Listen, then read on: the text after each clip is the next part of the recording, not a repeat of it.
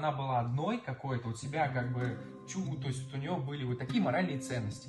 И как они в конечном итоге испаряются, лишь бы испытать это удовольствие.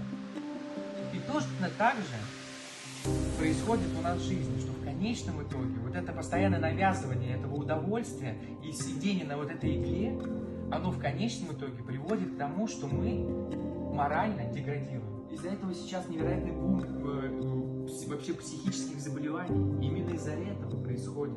Потому что вот как раз постоянный диссонанс души и информации. Да, в истинном смысле хочет чистоты, правды и честности.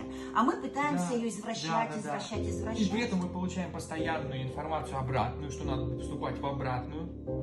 Мы начинаем так делать и постоянно испытывать вот это столкновение.